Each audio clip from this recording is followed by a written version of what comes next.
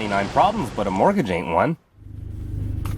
Tons of new sticker orders going in the mail.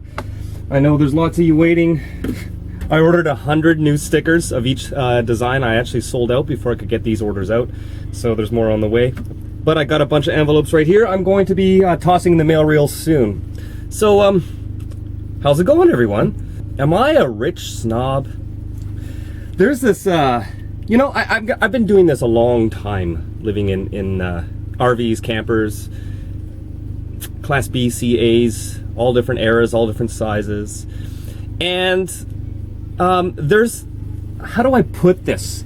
There's some people that look at me, even in circles around Vancouver, for instance, I'll go park places where there's a lot of other people living in their RVs, and I'll pull in to a spot, and my vehicle is quite often the newest out of everyone's, and there's like a class difference. It's funny. It's just like people live in houses or apartments. There's low class, middle class, high class, I guess, and I consider myself at the bottom.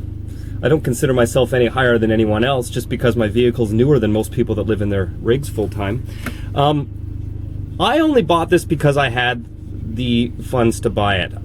As most of you know, I don't like newer vehicles, but I don't mind having a newer modern Dodge Ram van like this one because it's the same as a 1971 Dodge van. They're essentially the same. They're the same body, they're the same sheet metal, and a very basic design that never changed. Over 32 years of production, the vans really didn't change at all. They just changed the styling of the front end and the lights on them once in a while, and they changed the dashboard a couple of times, but everything else about them is old school, and that's why I like it. So when a lot of other people look at this as being a newer vehicle, I still consider it old school, just with a few modern conveniences like fuel injection and power windows and power mirrors and all that sort of stuff. Most of my vehicles have not been this new. They've, you know, I had a 1974 Dodge Tioga Class C. I had a 1979 Dodge Frontier Class C. That had a big block 440 in it too. I had lots of Class B camper vans, a couple that I really pimped out even more than this one, I'd say. And I had a Class B Plus on a Chevy. I had a big 26-foot Class A Triple E Leocraft fiberglass motorhome. It was a nice rig. Like, these are all my rigs over the years, and I like them all for their own reasons. But you see, they're all from the 70s and 80s, and that's the most common that you see on the road. Again, I've said this before, I guess the only people that would consider a vehicle like mine old are people that don't have or live in RVs. I would say like the average commuter driving a Honda Civic to work every day. You see, most cars used for commuting every day and work trucks and all that, it's nothing like RVs. A 2 or 3 year old average used car on the market is usually about the same as a 15-year-old RV. A 15-year-old RV, for the most part, the vast majority of them are barely broken in. They're still brand new vehicles. I had a 1979, this one, the 79 Frontier that I just showed you. That one had 26,000 kilometers on it when I bought it. All right, so it wasn't even broken in yet. And that's more common than not when it comes to RVs because they're not daily drivers. When they're new, they're very expensive. A vehicle like this is, you know, over $120,000 new. The people that buy them are not you and me, for the most part. I'm generalizing, but I'm just saying guys like us that live in our RVs and are doing this lifestyle. They're usually the elderly couples, the retired people, and they want to buy their RV to go on their trip once a year for a week or two. And the rest of the time they just sit in a driveway or in an undercover garage. You know, these people have money. And that's why 10, 15, even 20 years later, you still get pretty much brand new RVs out there. But so when people see me in this vehicle, I'll drive into parking lots sometimes and it's almost like some people don't want to talk to me because they think that I'm high class and I'm some rich snob because I've got this newer RV. It's kind of funny because I was in that exact same parking lot a few years ago in my 1974 RV. I'm the same guy. This is the newest vehicle I've ever owned aside from a commuter car that I had that was a few years newer than this. And I would still like something older. I prefer the simpler stuff. I prefer a carburetor instead of fuel injection. I would almost prefer regular windows instead of power windows. Even though I've not had any problems with these things, they always eventually lead to problems down the line. And it's just simpler with simple mechanics to fix things instead of computers and, you know, circuit boards and things like that. So I've always been a minimalist in that sense as well. I like things to be simple. But this one is about as far as I would go as far as new stuff goes. Remember, they made this van up until 2003, so a 98 and a 2003 is actually identical. There's no difference at all. And there's very small difference between a 2003 and a 1971. Very small differences. If you put them side by side and you cut off the front and the back where the front lights and the back lights are and look at the body, they're the same body. They're the same doors, they're the same windows, everything's the same. And I think there's something to be said about if it ain't broke, why fix it, right? So unlike a commuter car where every 2 or 3 years they redesign the whole thing and they have like $10,000 headlights on them, and you know, and they're all made of plastic. I mean, I don't like that stuff. That's why I don't like the newer vans, like the newer Euro style vans and all that. I find them to be not as well built, and gas mileage, I don't really care about that. I'm not paying rent, so I don't mind spending a few bucks more on gas. My engine will go forever. Well, it'll go for a long time, and if I have it long enough to get to the point where it needs to be rebuilt, big deal. Rebuild your engine or throw a new engine in, you're good for another 20 years. They're just so simple. And all the money I save on rent, well, I've got a powerful V8, I can pass people, I can climb mountain roads no problem, and if I break down somewhere, God forbid, but it might happen one day. If I break down somewhere, parts are plentiful, they're easy to find, they're everywhere. And if you break down in, say, a Sprinter or something like that, oh boy, it's hard enough to find a shop that will even open the hood on one of those, and then if you do find a shop that will, you're going to pay a pretty penny for it, and there goes all your gas money savings. Just like that. So, to each their own. If you like the Euro vans, that's great. If you like the newer stuff, that's great. But it's funny that there's that perception that I seem to be some sort of rich snob, or I'm not in the same class, so I can't possibly have the same mindset as all of those people, you know.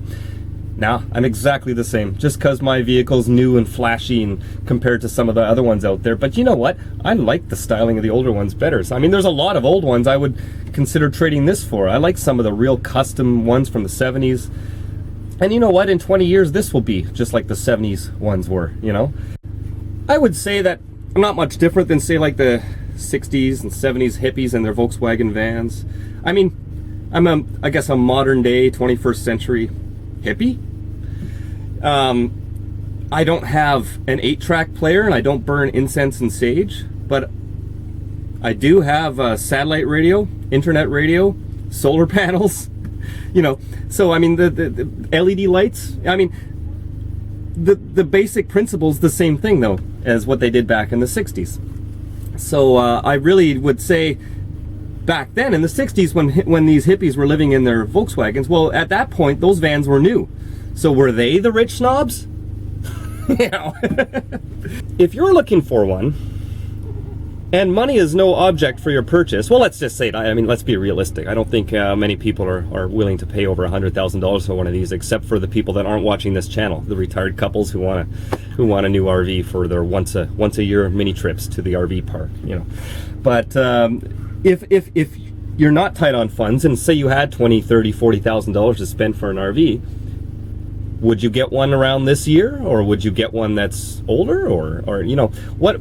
In my opinion, the year is freaking irrelevant. If I have $30,000 and I'm shopping for an RV, I am not going to necessarily look for one as new as this. I wouldn't discount a 70s one or an 80s one before I would buy a late 90s or 2000s vehicle, because quite often you'll find them even from the 70s in better shape than from the 90s. And it's pretty common with RVs. It's not like a car at all.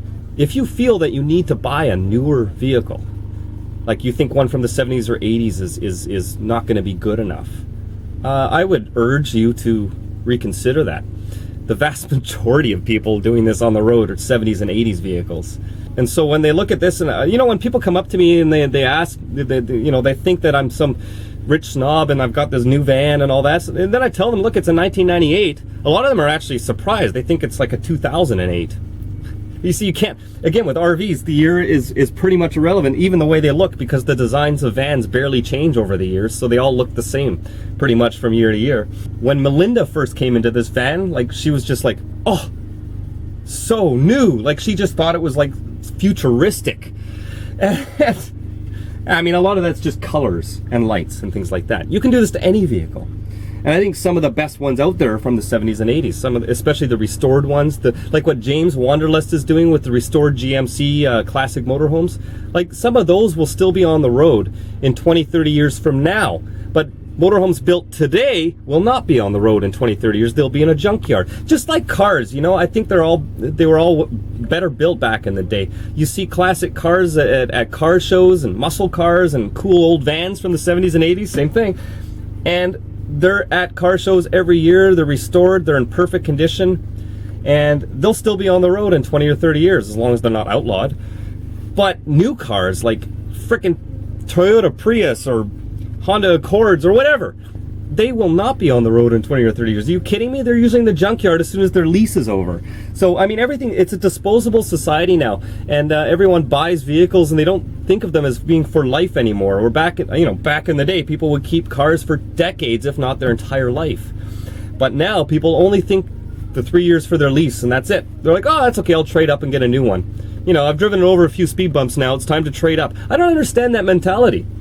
You know, put a little money into it, have some pride, and keep it. How many people buy houses just to trade them every 3 years? I mean, there's going to be a few out there, but for most people, no. You think of it as being semi-permanent, right? I think the same thing should be with cars. And unfortunately, the way the new cars are built these days, it's not that viable. But with older vehicles, they can last forever. This vehicle I'm standing in right now could theoretically last, you know, your entire lifetime.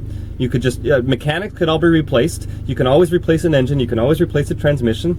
I think it's important to consider that when you're buying a vehicle, that you're not buying something where you have to import parts from another country, or where price of repairs is through the roof.